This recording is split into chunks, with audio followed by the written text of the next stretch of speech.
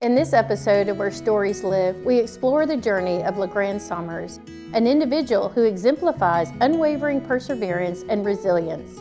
Despite facing countless challenges, including homelessness and significant setbacks, Legrand remains steadfast in pursuit of becoming a mechanical engineer. This program was made possible by contributions to your PBS station from viewers like you. Thank you. Thank you for choosing WCTE PBS as your preferred station throughout the year. Your unwavering viewership greatly contributes to the growth of this station. If you have not yet become a member, now is the perfect time. Your monthly contribution of $5 ensures that WCTE is accessible to everyone with entertaining programming. I hope this holiday season you'll consider becoming a member of WCTE and give the gift of lifelong learning all year. I got into that class to take a test with Paul Sand, and I was just staring at it, and I was like, I don't even know what 1 + 1 is. I was about in tears, and I was like, I just turned it in, and Paul was like, Legrand, what is this? You know, you basically have a 4.0. How are you gonna Legrand, just sit down? And I was like, I can't. I don't know what this means. And that's when I just broke down. I was like, I was like, I see the light at the end of the tunnel, and I just lost it all, and I won't be able to finish school. I won't be able to get a job.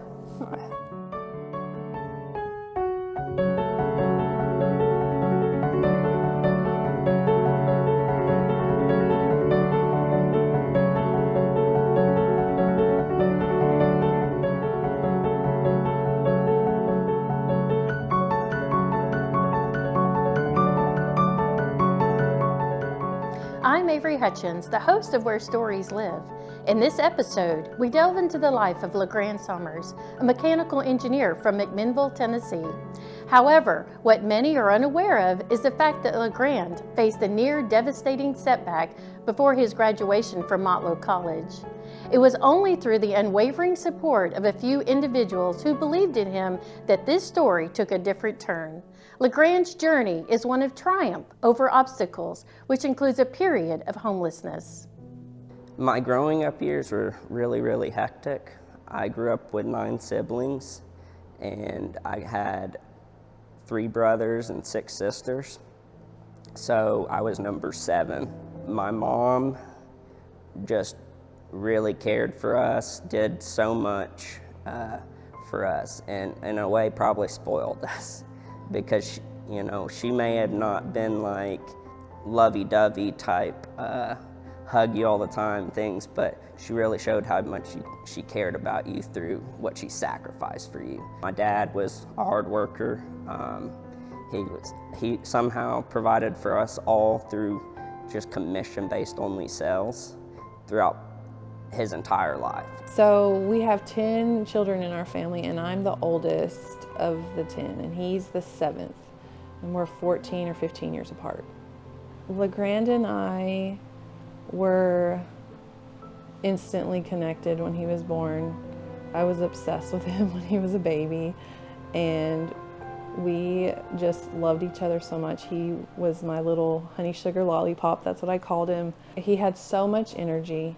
He was always running around, jumping on the furniture, always into something. I mean, constantly, from the time he was crawling until probably middle school. He was just a ball of energy. I first met Legrand probably when I was 6 to 8, somewhere in between there, and I just remember we were at church, and he was sitting on the stack of chairs, and I was pretty well behaved for the most part, I feel like, and so I was sitting down in my seat watching this guy sit on the chairs, and I just thought it was funny.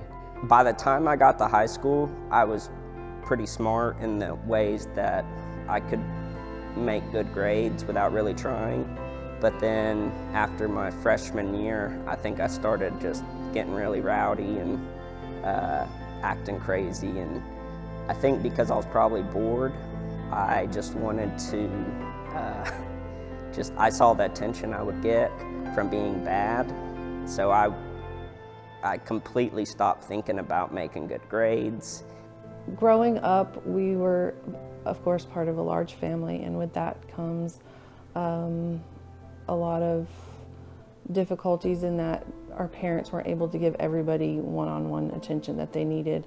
And because of that, I feel like there was a lot of acting out, trying to get attention, not necessarily knowing that's what he was doing, but and then again, we were raised in a very religious home. There was a lot of expectations, and I think it was hard for him to live up to those expectations. I got to my freshman year, and I probably almost had like a 4.0 that year, and then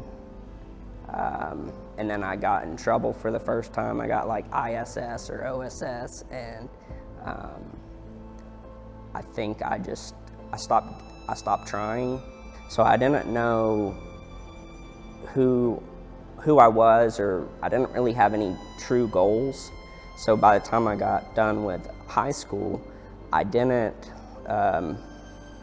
felt like a failure, because I was like, I don't know what I'm going to do with my life. Legrand, a recent high school graduate, had his eyes set on the future. However, his therapist diagnosed him with ADHD, a learning disorder that made it difficult for him to concentrate on his studies. His living situation and limited finances only added to his struggles. As the workload increased, he found himself uncertain about the path he should take in life. I first started going to a 2-year community college in Chattanooga, and the reason I started choosing to do that was because I had 2 friends, specifically my friend Jesse Bradford and Connor Hurston. Like, they really did push me they would tell me, hey, Legrand, you're smart enough, you could go to school. At one point we both were in school together, which is something we've never, like in middle school, high school, we never were in school together. It was always outside of school that we kind of grew our relationship. And so this is the first time we were in school together. So he was in engineering side of things, and I was in nursing school. He was just struggling because he just hated all the book work. He wanted to be out there. This is an adventurous guy. He wanted to be out there doing. He wanted to get his hands dirty.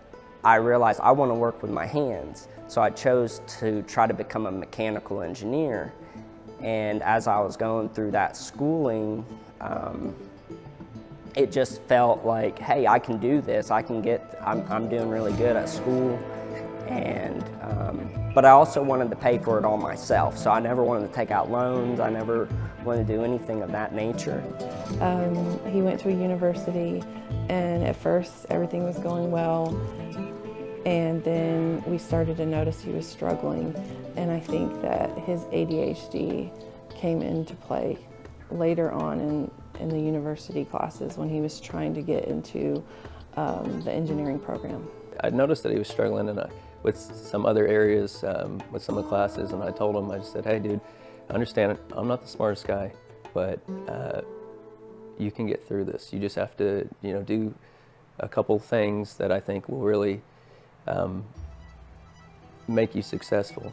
I'd sit there and go over just simple things like making a calendar, and I said, you got to look at this calendar every single day. He had so much going on. Once his mom passed, there is a huge empty void, because Legrand's the kind of guy that would just call you up and say, hey, what are you doing? And he loved doing that with his mom. He loved doing that with his mom. He had a huge void on top of struggling with school. Before my mom passed away, I think he was on the verge of giving up. He was having a really hard time with school and certain professors. And then after she passed, I think a fire was lit underneath him, and he felt like he had to finish for her. And so he started studying more, and he wanted to make it happen more than ever. But he was seeing how incredibly difficult it was to go to school, to do engineering. and I would just kind of help him through, because his mom was pretty much who he would talk to about that. I wasn't trying to be his mom, but I was just trying to be I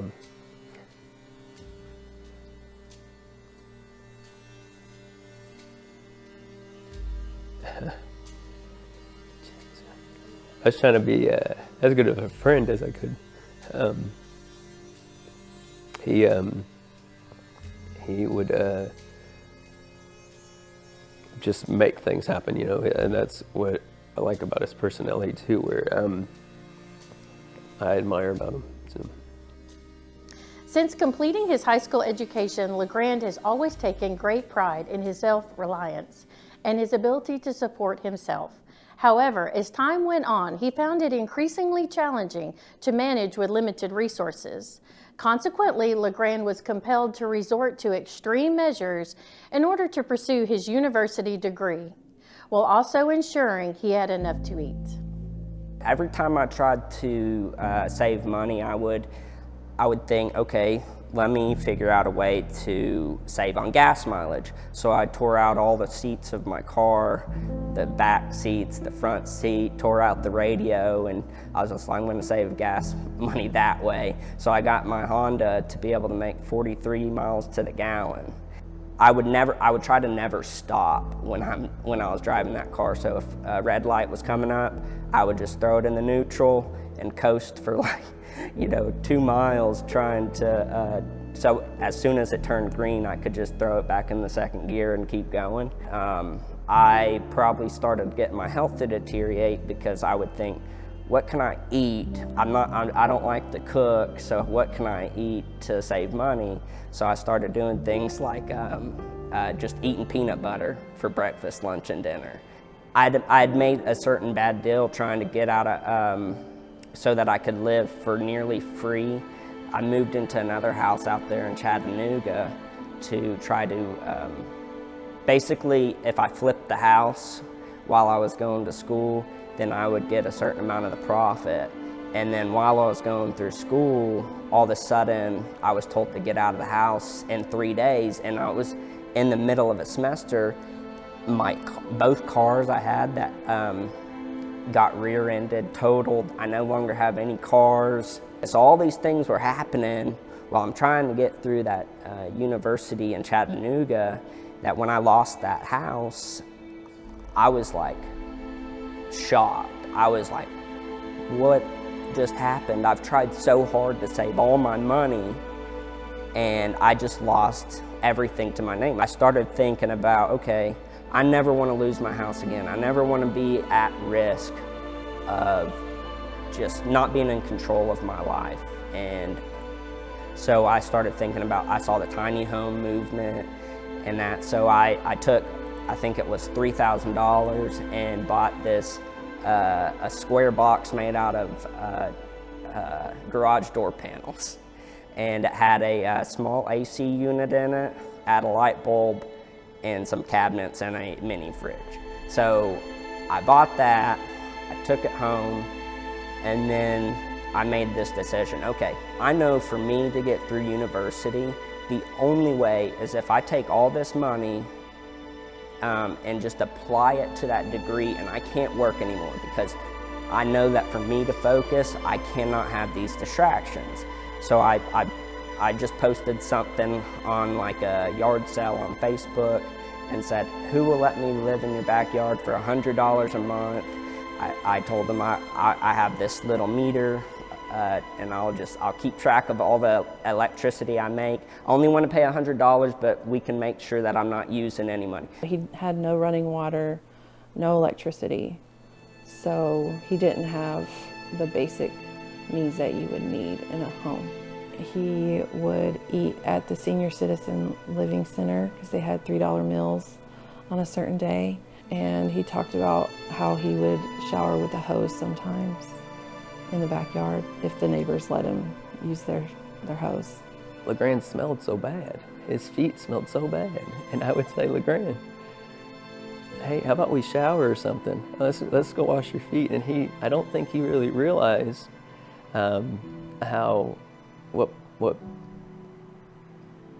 where he was at because he was trying so hard to keep his head above water. And that is how I saved most of my money. I think I was living off of roughly $500 a month. I feel like everyone knew Legrand was homeless but him. He would come over to my house. I would send him home with some food because his mom always did that for me. So it's like I had to just reciprocate. I'm trying not to cry because, yeah. But so yeah, I don't. Yeah. During this period, the COVID-19 pandemic caused the closure of public buildings, and unfortunately, Legrand had his car stolen, followed by the theft of his motorbike. Additionally, he faced the financial burden of increasing student fees, which ultimately led him to make the difficult decision of discontinuing his university education. As a result, he had no choice but to sell his tiny home and move in with his girlfriend to her grandfather's home in Sparta. It was during this time there that Legrand discovered Motlow College and the Tennessee Reconnect program, which he saw as a potential opportunity to finally finish his degree. After maybe a year and a half of going to Motlow, I really liked it. I really liked the mechatronics program. I couldn't believe I was learning things that my internship, even maybe the engineers there didn't know so well, that I was like, wow. I'm learning something. I'm adding value to myself in a way. My second to last semester of Motlow, that was when her grandpa had died. So in the middle of the dead winter, or right before December, I was like, what am I gonna do? I have one class left after this semester. I have a certain amount of time before finals. I no longer have a place to live. I was like, well, shoot. I didn't know what to do. I was so scared. I no longer had a car anymore because that same semester, I hit a deer and it just crushed my truck. I'm now being super, super dependent on my girlfriend, who at that point in my life, I had thought, I've tried so hard. I've never been dependent. I felt like a failure. I didn't know where I was gonna have the sleep that night. And I got into that class to take a test with Paul Sand, and I was just staring at it and I was like, I don't even know what 1 + 1 is. Like, I was like, so I was about in tears, and I was like, I just turned it in, and Paul was like, Legrand, what is this? You know, you've made good, you know, you basically have a 4.0. How are you gonna Legrand, just sit down? And I was like, I can't. I don't know what this means. And he was like, what's going on? And that's when I just broke down. I was like, I see the light at the end of the tunnel, and I just lost it all, and I won't be able to finish school. I won't be able to get a job. Paul was like, hey, just sit tight. I'm gonna help you out. Like, just sit tight. Where are you planning on going tonight? And I was like, I don't know. I'll probably sleep in my car, whatever I gotta do, but I was like, it doesn't matter. I'm gonna finish this semester, and I won't even get the take next semester because I won't have enough time to save up for paying off this semester and the next semester. I was like, I failed. Then he came back with Miss Paws, and they're like, we want to help you out tonight. We want to help you have a place to sleep until the end of the semester. And I was like, I don't even need that. I said, I just want to finish school. That's all I want. And they're like, well, don't worry about that. We'll help you out. And so they put me up in a hotel that night, and I was so embarrassed. I was like, I don't need help. I was like, this is not hard for me to sleep in a car. School is hard for me. They put me up for the night, and that kind of changed my perspective on, I think I need to get help. And And then that's when I really got to know Larry Flatt for the first time. And he was like, Legrand, I can't promise you anything, but I'm gonna work for you. And he said, so just hang on, I'm gonna help you out. And like that was the first piece I felt about maybe I was gonna have a chance, because I felt like I had somebody here fighting for me. I had the privilege of being the dean of the mechatronics program when I became aware of Legrand and some of the challenges that were being presented to him. And that came through one of the instructors who had a conversation with Legrand about an atypical performance on one of his tests. And he began to find out that there were some challenges going on in his life, and made me aware of those. And as we worked with Legrand then, I had an opportunity to meet with him, to talk with him, to understand there were some financial challenges going on. There were some other things in his personal life that became very obvious very quickly as we talked to him. And so as we worked through those things, Motlow being the caring facility it is, we're not just academics. We are a family, and we work hard to make sure that all our students are successful. So being aware of those situations, our team came together and began to work with Legrand, sometimes behind the scenes, sometimes pretty overtly. And we were able to make him, to put him in a position to be able to complete his degree program. Daily, we have individuals who cannot find sufficient food. They don't have clothing. And so there's several examples that one could give, but without being very specific about individuals per se, I can just say that just not unlike our society, there are people who need help, who need support, who need encouragement, and we provide that. And so Larry came in and helped me out and helped me be able to afford that last semester and everything. And I don't know, that's when everything started changing for me. For the good.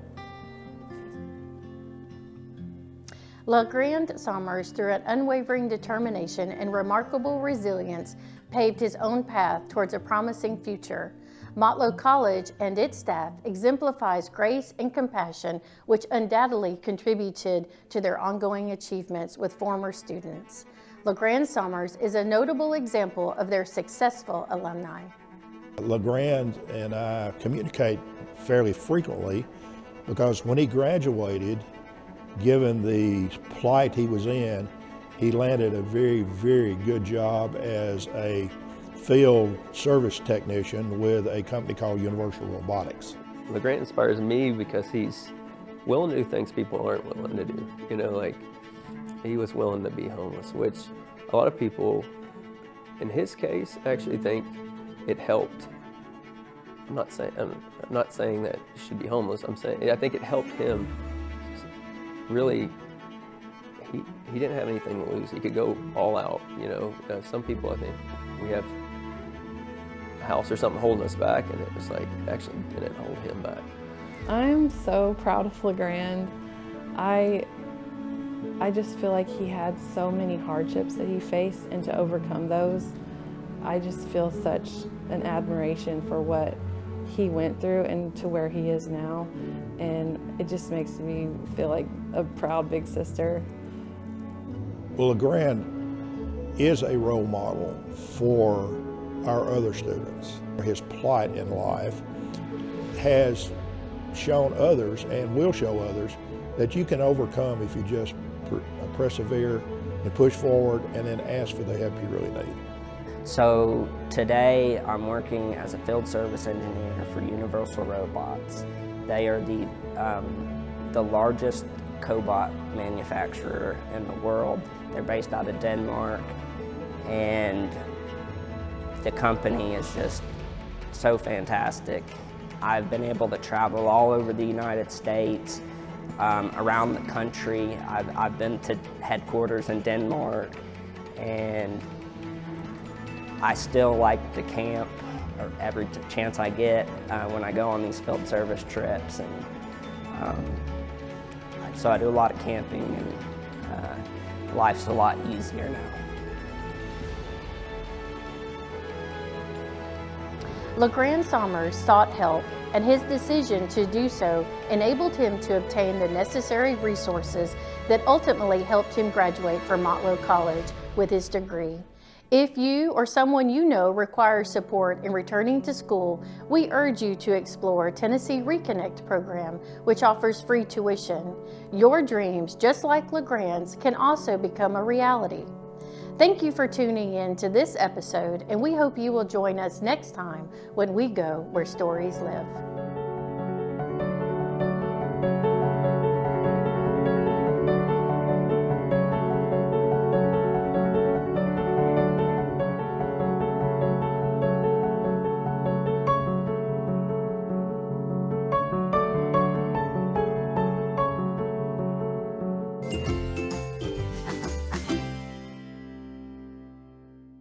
I hope you enjoyed this episode of Where Stories Live. Your annual donation to WCTE not only gives and maintains this program, but also facilitates the development of additional regional content. In addition to supporting local programming, your monthly contribution of $5 guarantees engaging and educational content. During this festival season, I encourage you to join WCTE as a member and give the gift of lifelong learning throughout the year.